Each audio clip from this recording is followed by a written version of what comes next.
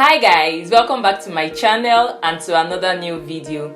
If you're just joining us, my name is Mayowa and today I'm going to be walking you through how to drum rolls. I don't know why I'm being so dramatic because it's not like you didn't see a picture of what we are making today. You saw the picture right before clicking on this video, but then anyways, I'll be showing you how to make this ruffle spiral dress or spiral ruffle dress, as the case may be. Guys, I'm a sucker for beautiful, simple and classic designs, and it really doesn't take so much to get a design like this. It's all like in the details. You want to make something beautiful, just change something around, change the sleeve, change the just subtle details to make like your design pop more. Even if it's something simple, you can always just do like something, just a little detail, and then the whole design transforms and then it really like pops more. Now, what makes an outfit, like what makes a beautiful outfit?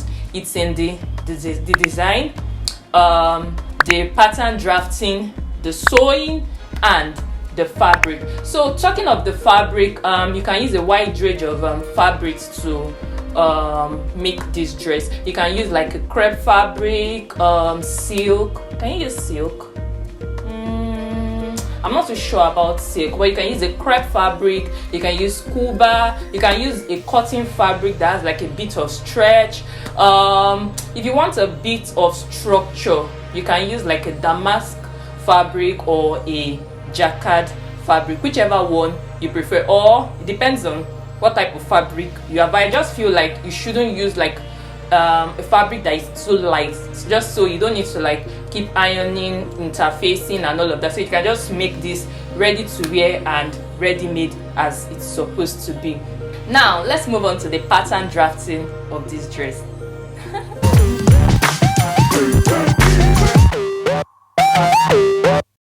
Now to sew this, just get your full bodice pattern like this full bodice pattern, then you draw in a cano neckline. So you draw in a cano neckline, measure out the length of the neckline and the wideness of how wide you want the neckline to be rather. So now you decide how long you want the dress to be. If you are going with making this a short dress, you come to the hem, and then you pencil in, because you can see that the dress has like a pencil shape towards the hem. So you pencil it by 1 inch. So you pencil by 1 inch. If you are going with something longer, maybe midi or longer full length, you can do like 1.5 inches, 2 inches, depending on how long you want it. But since I'm going with making it a short dress, I'm just going to pencil it in by 1 inch, because it's not going to have a slit at the back because it's really short. So I don't think you really need to put a slit at the back of a short dress like that. So I'm penciling it by 1 inch, and then I would draw this, I'll connect this straight to the hip.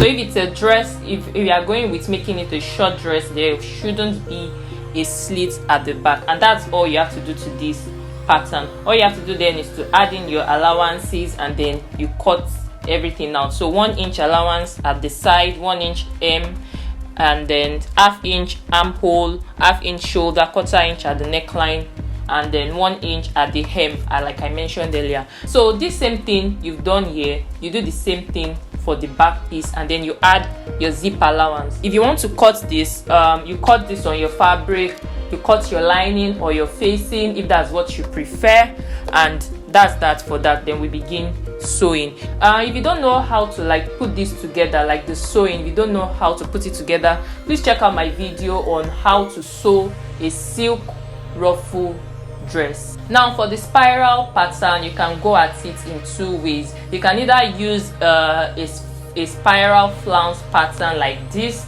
If you don't know how to do this, check out my video. This link should be right on top of your screen, but if it's not there, please check the description box for the detailed tutorial of how to draft a spiral flounce. So, or if you don't you want to use the spiral flounce pattern, you can also use a circle pattern. If you don't know how to draft a circle pattern, please also check the video on your screen, on top of your screen. If it's not there, please check out the description box for a detailed tutorial on how to draft a circle pattern. So whichever you decide to use, whichever one is fine, either a spiral flounce pattern or a circle pattern. Just make sure you make it as long, you make the spiral as long as possible, because we are going to be gathering this when we are sewing this to the dress. Now here is my own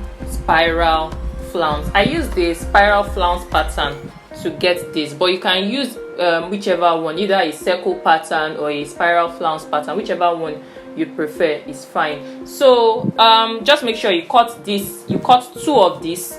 One will serve as the lining and the other one will serve as the actual fashion fabric that you're using for your dress. So once you cut those two, you place them right sides together and then you sew it all round short. You sew it short all round, but remember to leave a space that you'll be using to turn this inside out after sewing. So once you are done, you iron flat and then you have your completed flounce. So I'm going to be using this dress I have here to show you how to attach the spiral to your dress when you are sewing. But please remember, before we do that, you would have to sew your gather stitch. So you sew a gather stitch at the tip here all the way around. So we'll be using that we'll be gathering that and then we'll be attaching this. So I'm just going to show you what that entails right now. So now that you're done, I'm done gathering the spiral. Now I'm just going to attach it to this dress that I have, and then I'll be pinning it down just so that you can see how to attach the spiral to your dress. Now this is your spiral. Decide where you check out the middle of this. So the middle of that, you place it right here and then you start attaching. I'm going to start pinning this down round the neckline up to your ear. Then I'll just show you what it's going to look like. I'm going to place this like this, just so that by the time I'm done pinning and I turn it inside out, all of the rough edges will be inside.